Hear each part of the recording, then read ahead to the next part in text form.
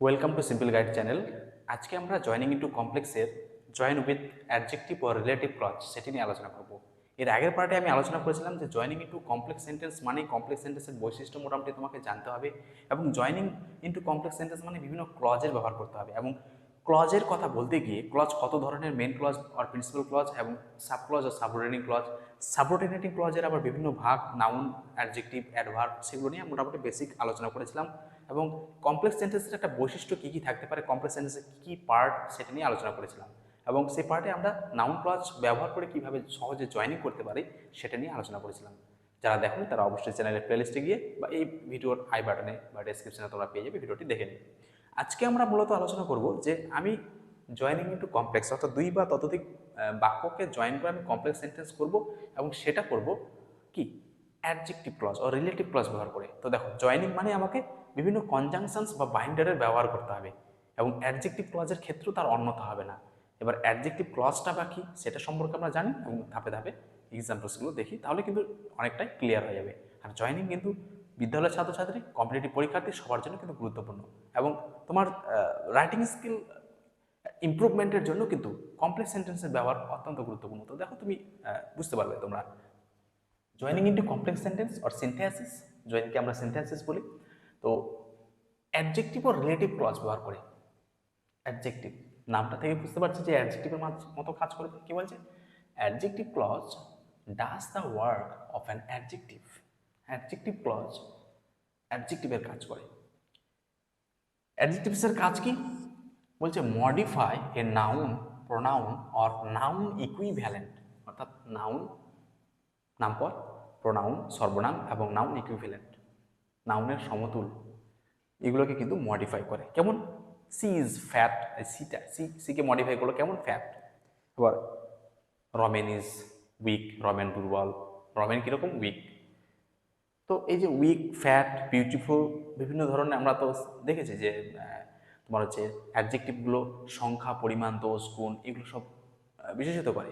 তো তো একই রকম আমি তুমি অ্যাডজেক্টিভগুলো দেখবো, অ্যাডজেক্টিভ ক্লজগুলো দেখবো, এগুলো অ্যাডজেক্টিভের মতো সেন্টেন্সটা লঙ্গার সেন্টেন্সের মধ্যে বসে সেই নাউন, প্রোনাউন বা নাউন ইকুইভ্যালেন্টের দোষ, গুণ, সংখ্যা, পরিমাণ, অবস্থা, এগুলো কিন্তু নির্দেশ করছে। তো দেখো বাক্যটা, Rabindranath is a great poet. Rabindranath হলো মহান কবি। He won the Nobel prize, তিনি নোবেল পুরস্কার পেয়েছিলেন। কীভাবে জয়েন করেছি দেখো, Rabindranath who is a great poet won the Nobel prize, অর্থাৎ who is a great poet, এই যে এই পার্টটা, মাঝের এই পার্টটা, who is a great poet, এটি কিন্তু হচ্ছে অ্যাডজেক্টিভ ক্লজ। ঠিক আছে, এটি হচ্ছে অ্যাডজেক্টিভ ক্লজ। রবীন্দ্রনাথ, রবীন্দ্রনাথকে কোয়ালিফাই করছে। কোন রবীন্দ্রনাথ? যে মহান কবি, তাই তো। এবং এখানে আমরা কোন বাইন্ডারের সাহায্য নিলাম? হু। হু মানে যিনি, তাই তো। রবীন্দ্রনাথ যিনি হচ্ছেন মহান কবি, তিনি জিতেছিলেন নোবেল প্রাইজ। দেখো, প্রথম দুটো বাক্য, সেই দুটো বাক্যকে আমরা কীভাবে জয়েন করলাম, এখানে হুয়ের সাহায্য নিলাম। প্রথমে রবীন্দ্রনাথ বসালাম, তারপরে কিন্তু হু বসাচ্ছি। এই ক্লজে আরেকটা জিনিস দেখতে হয়, তুমি যার জন্য সাবঅর্ডিনেটিং কনজাংশনগুলো ব্যবহার করছো, সেই কনজাংশনটা কিন্তু তারপরেই বসাতে হবে যার জন্য তুমি বাক্যে সেটা ব্যবহার করছো, যাকে আমরা বলি পূর্বপদ, অ্যান্টিসিডেন্ট। অ্যান্টিসিডেন্টের পরে পরে কিন্তু এগুলো বসাতে হয়। যেমন এই যে হুটা, হুটা কার জন্য বসাচ্ছ তুমি? রবীন্দ্রনাথের জন্য, তাই তো। তার জন্য হুটা কিন্তু এই রবীন্দ্রনাথের পরে তোমাকে বসাতে হবে। নেক্সট চলে আসে, I have lost my pen. আমি আমার কলমটি হারিয়ে ফেলেছি। It is a costly pen, এটি ছিল বা এটি হয় দামি কলম। তাহলে আমি আমার কলমটি হারিয়ে ফেলেছি, যেটি হয় দামি। বাংলায় বলার চেষ্টা করো, সহজে পেয়ে যাবে। I have lost my pen which is costly. তাহলে I have lost my pen principal clause, তোমরা বুঝতেই পারছো, স্বয়ংসম্পূর্ণ, যে অন্য কারোর উপর নির্ভর নয়।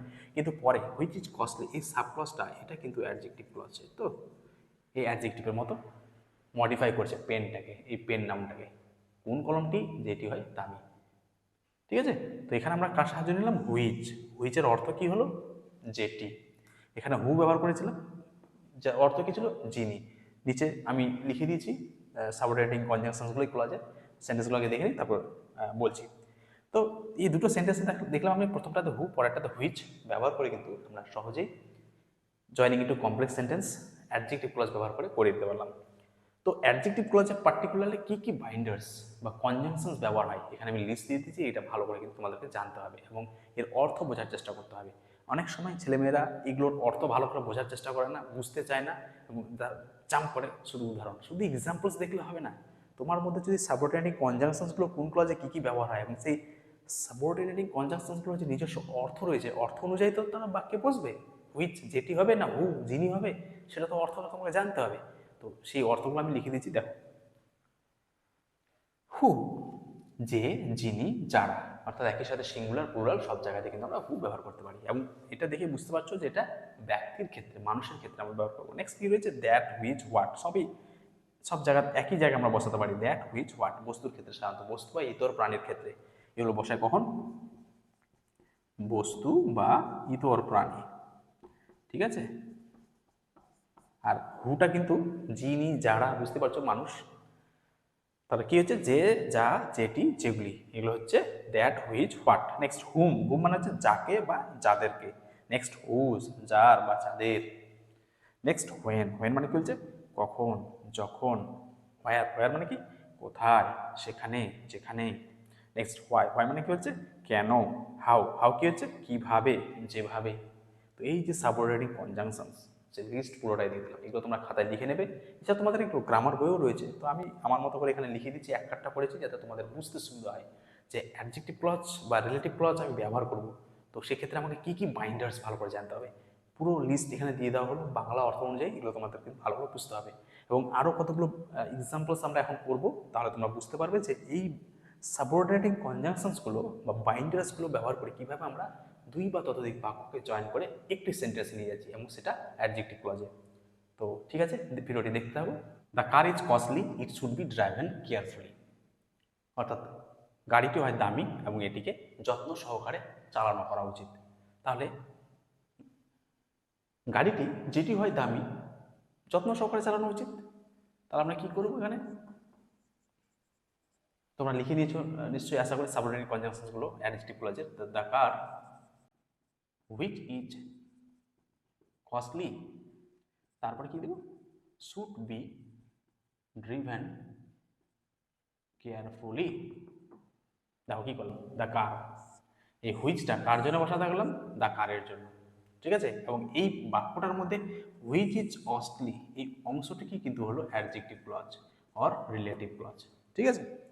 এবার ছেলেমেয়েদের যেটা ভুল হয় বলে দিই, the car which is costly should be driven carefully. এবারে এই হুইচটা যদি অন্য জায়গায় আমি বসিয়ে দিই ইচ্ছে খুশি মতো, আমরা বাংলাতে যখন দুটো বাক্য জয়েন করি, যে কোনো জায়গায় আমরা এই বাইন্ডারগুলো যদি বসিয়ে দিই, কনজাংশনগুলো, সেগুলো কিন্তু তাতে কিন্তু সমস্যা হয় না। কিন্তু ইংরেজিতে যার জন্য তুমি সেই কনজাংশনটা ব্যবহার করছো তাই কিন্তু তারপরেই রাখতে হবে। যেমন দেখো, দ্য কার, এটা কেউ যদি এভাবে করতো যে দ্য কার ইজ কস্টলি, বোঝার চেষ্টা করো ভালো করে, দ্য কার ইজ কস্টলি, তারপরে which should be driven carefully, এখানে কেউ যদি লাগিয়ে দিত, এই ইটের জায়গায় ধরো হুইচ কেউ লাগিয়ে দিল, বাক্যটা কিন্তু ভুল হয়ে যাবে। কারণ এখানে তুমি যদি হুইচ লাগাও, the car is costly, which should be different, এই হুইচটা তখন এই কস্টলিকে মডিফাই করবে। কিন্তু তুমি কস্টলির জন্য তো হুইচ ব্যবহার করছো না, হুইচটা কার জন্য ব্যবহার করবে, কারটার জন্য। যার জন্য দেখো দ্য কার, এরপরে আমরা হুইচটা বসাইছি, the car which is costly should be driven carefully. এবার দেখো ছেলেমেয়েদের আর একটা কনফিউশন হয় যে এখানে আমি তো হুইচ বসিয়ে দিলাম, তারপর আবার এখানে ইট লাগিয়ে দেয়, দ্বিতীয় বাক্যের যে ইট, সেই ইটটা লাগিয়ে দিল। তাহলে তারা উত্তর করবে এভাবে, the car which is costly it should be driven carefully.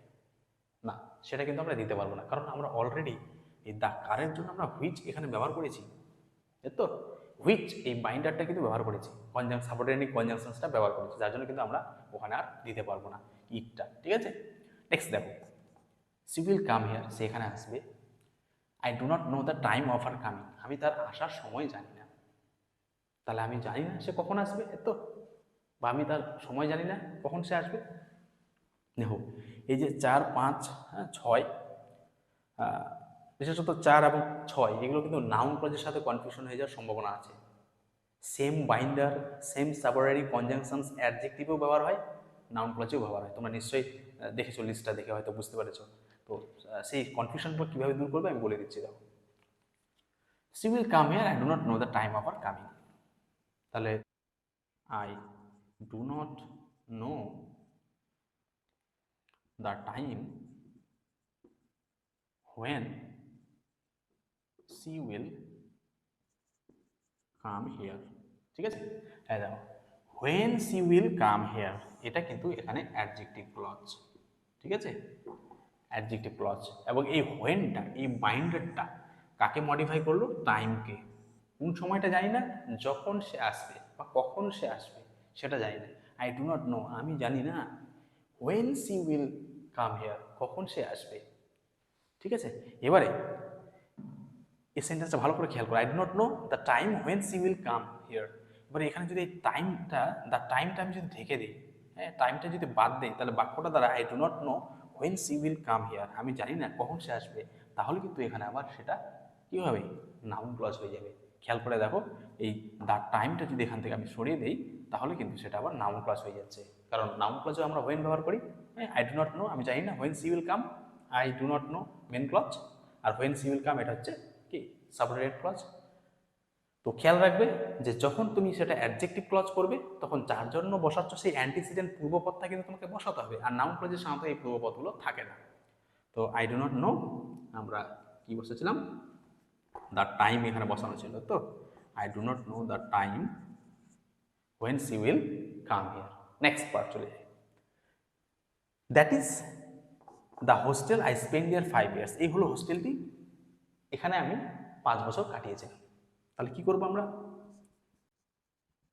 That is the hostel where I spend 5 years. কি করলাম দেখো, that is the hostel main clause, where I spend 5 years. এই হোয়ারটা কাকে কোয়ালিফাই করছে, মডিফাই করছে? হোস্টেলকে, সেই হোস্টেলটা যেখানে আমি 5 বছর কাটিয়েছি। তো বোঝা যাচ্ছে নিশ্চয়ই। এবং এখানে দেখো কি ছেলেমেয়েরা আরেক জায়গায় ভুল করে, এই যে দেয়ার, এই দেয়ারটা আবার এখানে বসিয়ে দেয়। দেখো দেয়ারটা আর বসাবো না আমরা, কেন বসাবো না? কারণ দেয়ারের জন্য তো আমি হোয়ার বসিয়েছি, ঠিক কি না? দ্যাট ইজ দ্য হোস্টেল, এই হলো সেই হোস্টেল যেখানে আমি 5 বছর কাটিয়েছিলাম। ঠিক আছে, বুঝতে পারছো নিশ্চয়ই? বুঝতে না পারলে অবশ্যই কমেন্ট করো। নেক্সট চলে আসি আমরা, দেখো হি অপোজ মি, সে আমায় বিরোধিতা করেছিল। I do not know the reason, আমি কারণ জানি না। তাহলে কি করব আমি দ্বিতীয় বাক্য দিয়ে? I do not know the reason why he opposed me, ঠিক আছে, হোয়াই হি অপোজড মি। দেখো I do not know the reason principal clause, আর হোয়াই হি অপোজড মি এটা হচ্ছে কি? Adjective clause. এই হোয়াইটা কাকে ইয়ে করছে, মডিফাই করছে? দ্য রিজনকে। কোন কারণটা জানি না, যে কেন সে আমায় অপোজ করলো। দেখো এটা অ্যাডজেক্টিভ ক্লজ দিয়ে। দেখো এটি কি যখন আমি নাউন ক্লজ দিয়ে করবো, নাউন ক্লজ দিয়ে করলে কি হতো? এই দ্য রিজনটাকে শুধু যা সরিয়ে দেবো, তাহলে কিন্তু নাউন ক্লজও হয়ে যায়। বাক্যগুলো খেয়াল করো পাশাপাশি, I do not know why he opposed me. দেখো আই ডু নট নো এটা প্রিন্সিপাল ক্লজ হতো, ঠিক আছে, আর হোয়াই হি অপোজ মি এটা আবার নাউন ক্লজ হয়ে যেত। পার্থক্যটা বোঝা যাচ্ছে যে যখন নাউন ক্লজ হবে তখন কিন্তু এই যে যে অ্যান্টিসিডেন্ট বা পূর্বপদ থাকছে সেগুলো কিন্তু আমরা বসাই না সাধারণত, এবং ডাইরেক্ট বাইন্ডারটা লাগিয়ে বা সাবঅর্ডিনেটিং কনজাংশনসটা লাগিয়ে কিন্তু আমরা জয়েন করে দিই। তো এই নাউন ক্লজের সাথেও কিন্তু অ্যাডজেক্টিভ ক্লজের একটা সূক্ষ্ম মেলবন্ধন রয়েছে বা সম্পর্ক, রিলেশন রয়েছে, কারণ সেম সাবঅর্ডিনেটিং কনজাংশনস বা বাইন্ডারগুলো কিন্তু নাউন ক্লজেও ব্যবহার হয়। তো আশা করি কিছুটা তোমাদের কনসেপশন ক্লিয়ার হলো, ধারণা ক্লিয়ার হলো। কোথাও কোনো বুঝতে অসুবিধা হলে অবশ্যই কোয়েশ্চেন করো, যত শীঘ্র সম্ভব উত্তর দিয়ে দেওয়ার চেষ্টা করবো। আর সবশেষে আলোচনা করব কোন ক্লজের নাম কি, সেটা আমি জানি না, কিছু জানি না, শুধুমাত্র বাইন্ডার্সগুলোকে কাজে লাগিয়ে কীভাবে আমি জয়েন করব, যেটা অত্যন্ত গুরুত্বপূর্ণ। সাধারণ যে সমস্ত ছেলে মেয়েদের গুলিয়ে যায় যে আমি ক্লজ জানি না, আমি জাস্ট জয়নিং টু কমপ্লেক্স শিখবো, আমি জয়নিং টু কমপ্লেক্স করবো। তো অত্যন্ত গুরুত্বপূর্ণ যেগুলো আলোচনা করা হলো, বারবার প্র্যাকটিস করো, সেন্টেন্সগুলো এক্সাম্পলগুলো ভালো করে দেখো, আর যে সমস্ত কনজাংশনের লিস্ট দেওয়া হলো, সাবঅর্ডিনেটিং কনজাংশনের লিস্ট দেওয়া হলো, সেটা কিন্তু খুব ভালো করে বোঝার চেষ্টা করো। ভিডিওটি দেখার জন্য অসংখ্য ধন্যবাদ। সিম্পল গাইড চ্যানেলটি সাবস্ক্রাইব করে আমাদের সাথে থাকো, কারণ তোমরা জানো এই চ্যানেলে টেক্সট রিডিং, গ্রামার, রাইটিং স্কিলের সাথে সাথে আমরা বিভিন্ন স্পোকেন ইংলিশের ভিডিও কিন্তু দিতে থাকি। তো ভিডিওটি দেখার জন্য অসংখ্য ধন্যবাদ।